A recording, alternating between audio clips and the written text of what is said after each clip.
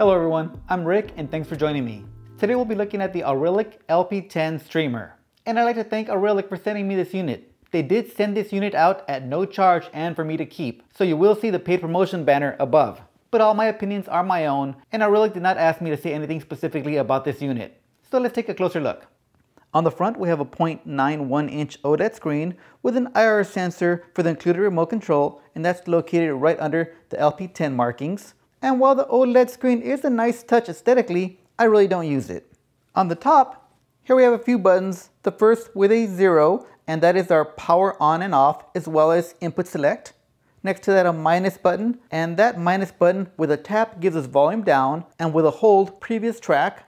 The third button is our pause play, and finally, the plus button, which gives us volume up with a tap, or next track with a hold.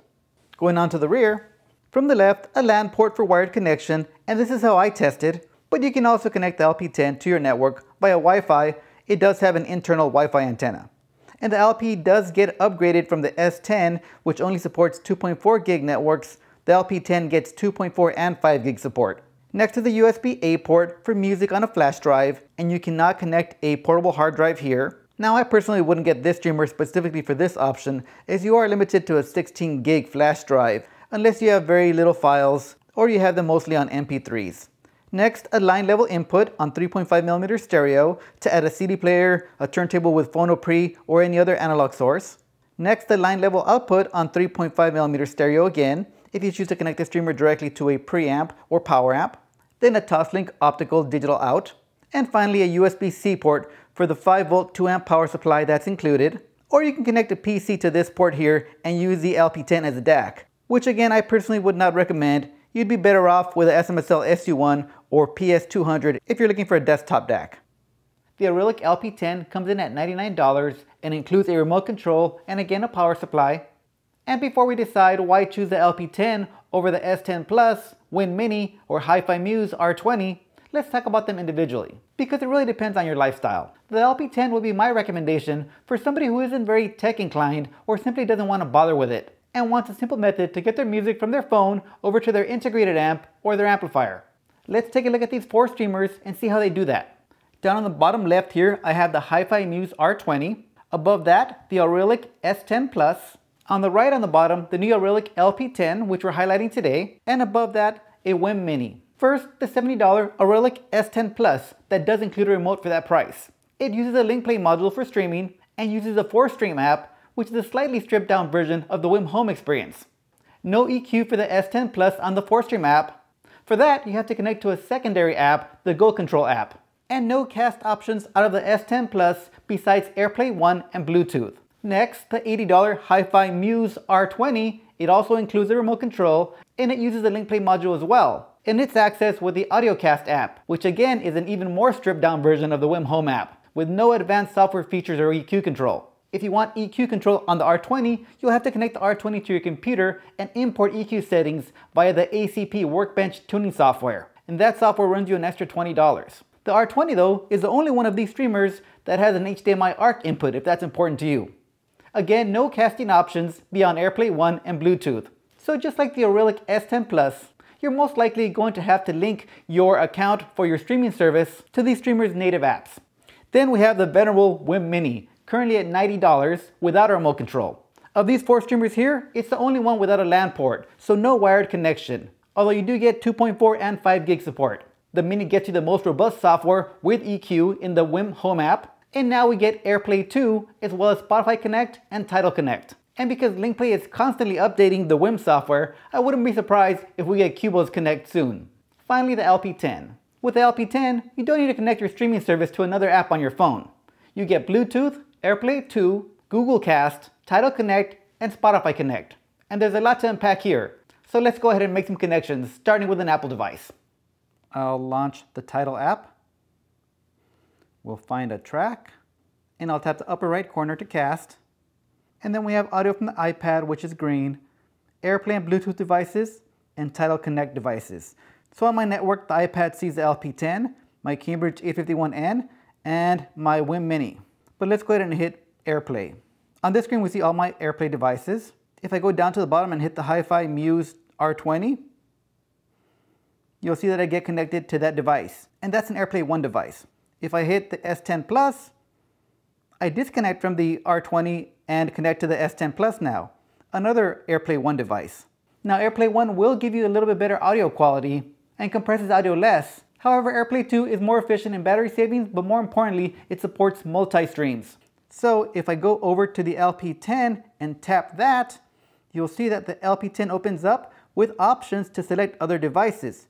So I can select my WiiM Mini here. I can select my Cambridge Audio A51N. I can select the Ulong DP1. And now if I open up the little speaker button here, I can independently control the volumes on all 4 of these devices, if I don't have them to fixed output. And then if I go ahead and select the AirPlay 1 device, you'll see that those devices ungroup.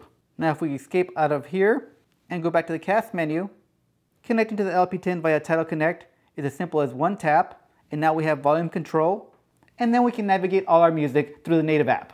Now let's see what that looks like on an Android device. I'll open up Tidal. With Tidal open, now I can select a song here and go up to the cast button up on top. And here we'll see our Tidal Connect devices. We won't see AirPlay because it is an Android phone. At this point, we can select the LP10, and the LP10 is playing, my favorite option. You'll also see any other options for Tidal Connect on the network, my Cambridge A51N and the WiiM Mini. And you don't see the R20 or the S10 Plus. And then we have one more option, and that's with Rune. So I'll get my tablet for that again.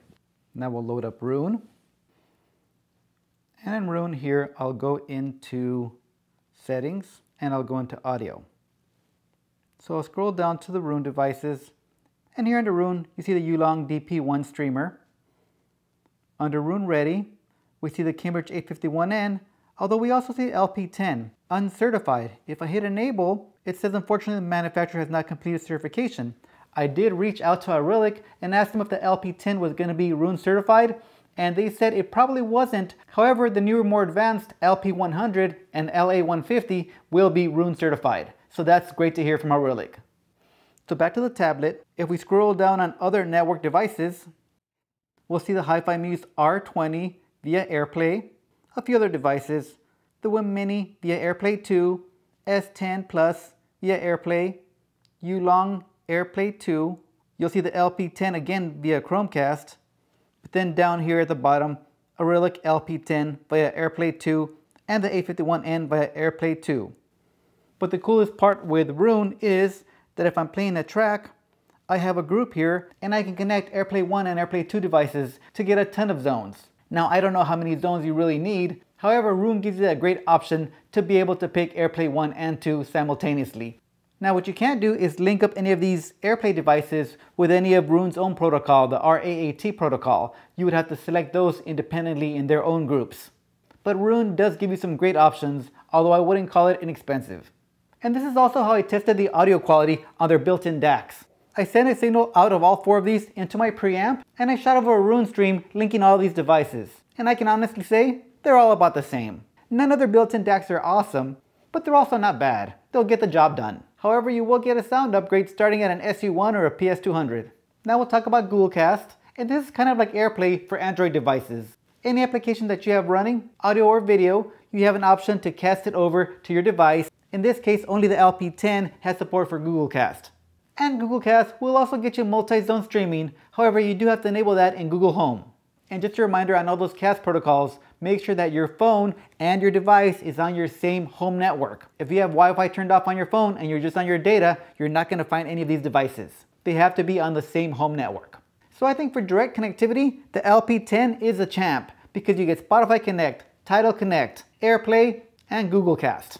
From a phone or tablet, I don't think you need anything more than that. Now if you do want more advanced features like an EQ, then the Mini or the S10 Plus might be a better fit. A few caveats with the LP10 as of June of 2025 though. The LP10 has some EQ settings that are controlled via the remote control. And FYI, those only affect the analog out. They do not affect anything coming out of the digital side. So a DAC connected via Toslink will not get those EQ changes.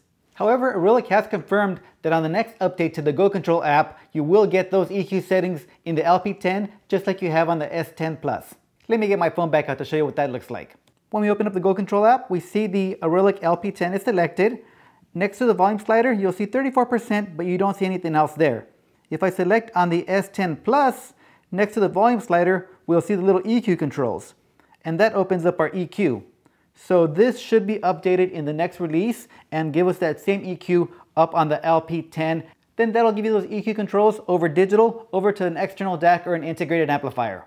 And I think it's great to see that Arylic is on top of this. So I'd expect that feature soon. The next caveat is that I found a glitch when the LP10 is connected over to my DAC with the sampling rate displayed. When I would send a song from the LP10 over to my current DAC, the Topping D90 Mark III discrete, I would see that the sampling rate would show as double on the discrete.